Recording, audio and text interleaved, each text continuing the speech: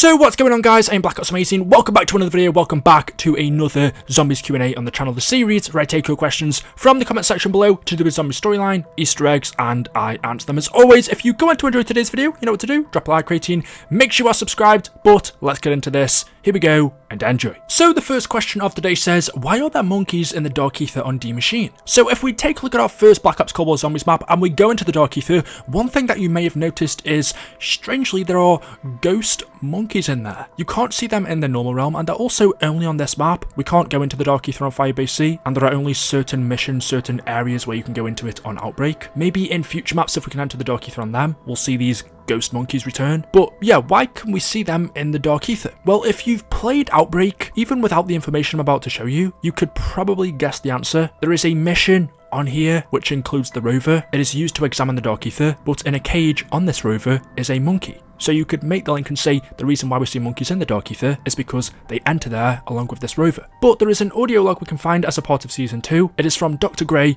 where she says this. The recon rover. This is a tough one for me. I mean, yes, I recognise the absolute need to send monkeys into the Dark Aether. It's the only way to record that dimension's effects on the physiology, and it's certainly a lot less risky than sending in my people, but I really do need to stop naming those monkeys. Anyhow, here's how it works.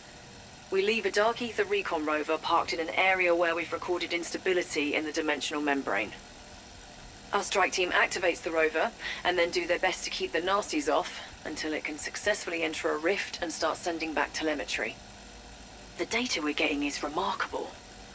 I'm starting to understand how Ethereum transmutes living organisms on a cellular level. We've even recorded the specific moment when the subject starts metabolizing Ethereum to continue functioning post-mortem. It's just difficult reviewing the data. They scream once they cross over. A lot. And then they go quiet. And then they start to laugh.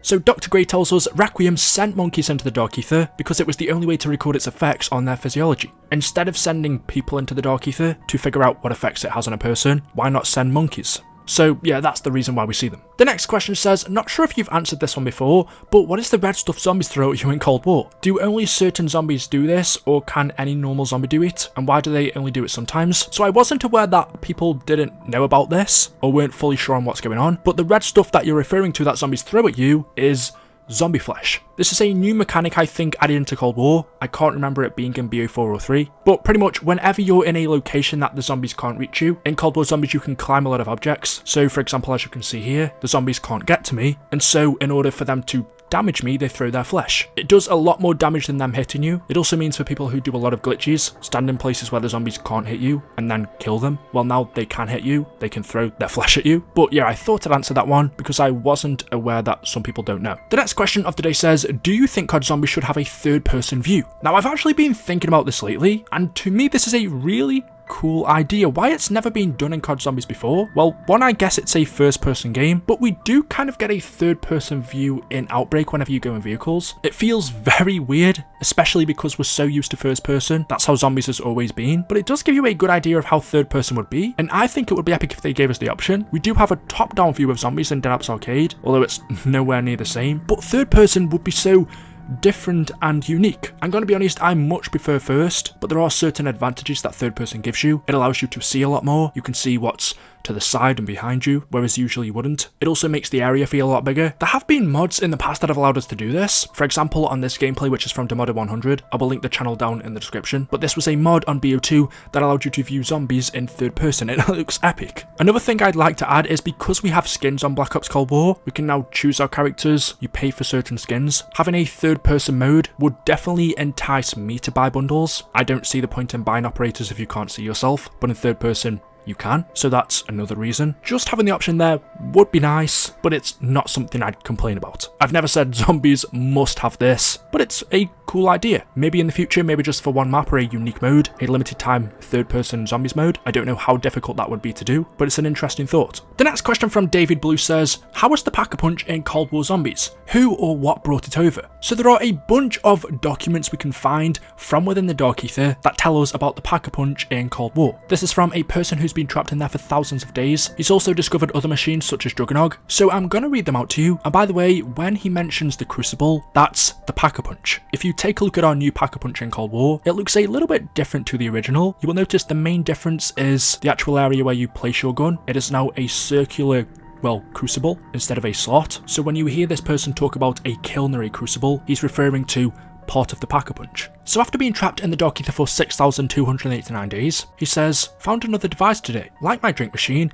it is too damaged to function, and it's definitely not for drinks. Disassembling it in my workshop now, best guess it is something like a kiln or a crucible. Excited by the possibilities. Have applied everything I learned from repairing the drink machine, but still cannot fix, considering looking for help. A few hundred days later, and remember, time in the Dark Aether works differently. Depending on how you look at it, it is either slower or faster, it's all relative. But on day 6,412, he says, ever since my success with the drink machine and the crucible, I have collected more and more machinery and electronics. Now confident I can complete transmitter project. I've seen such devices on my brief excursions home. I know the components and how they should work together. Acquired some parts from another man stranded here. He gathers items for trade. Told him about machines I repaired and he asked to see them. Perhaps I found a kindred spirit. A few days later he says, disaster. The trader arrived unannounced last night. He brought friends. They attacked my fort, avoiding traps. I was a fool to put up warning signs. I fought back, but they still broke in.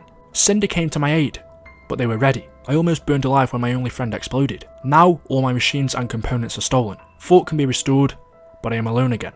What will I do? If you're confused when he talks about Cinder in that document, he's referring to a hellhound. He made a friend in the Dark Aether, but obviously that hellhound died when it exploded when these people attacked. A couple of days later he says, decided to visit Trader. Even after what he did, I had to try and make peace. He is still human after all. His friends were there. They laughed when he asked for a truce. I only wanted to talk, but they were not interested in words. I killed them all.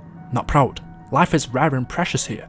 Mine most of all. I know there is still good in humanity, but the longer I am here, the less I remember what it is. A few more days then go by where he says, I must be honest with myself. I knew there would be no truce with those men. I knew it would end in bloodshed. They stole my crucible, but they did not understand what it was. Too bad for them, I'd already used it on my own weapon. 5 men and I still outgunned them. 5 human lives.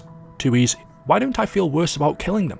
Is my humanity slipping away? Will I end up just another beast prowling this land? And then on the last document he says, finally starting to shake off dark thoughts. Cannot allow myself to slip into savagery. This land will not break me. Technology is the key. I am only alive because I rebuilt the crucible. Must keep working, must keep building. I will return to my transmitter project. Someone will answer my calls, and I will warn them the world of threat it faces from this place of darkness. So in this radio we hear this person mentions the Pack-a-Punch machine. We definitely know the crucible is the Pack-a-Punch because he says he used it to upgrade his weapon, but when he first discovered it, it was broken. He took it apart in his workshop, and using everything he learned from repairing the drinks machines, eventually he fixed it. But unfortunately, as we learn, it was stolen. He then went to track it down. When he found it, he killed the people that stole it, but not before he used it to upgrade his weapon. That was how he was able to take them all out. So it was this stranger in the Dark Aether that built the Pack-a-Punch. How it ends up in the normal realm is a little bit unclear. I guess it just enters our world along with every breach. That's also why in Outbreak, whenever we warp to a new location, first the Pack-a-Punch and other machines such as the workbench or the armor station are transported to us from the Dark Aether. But yeah, there we go.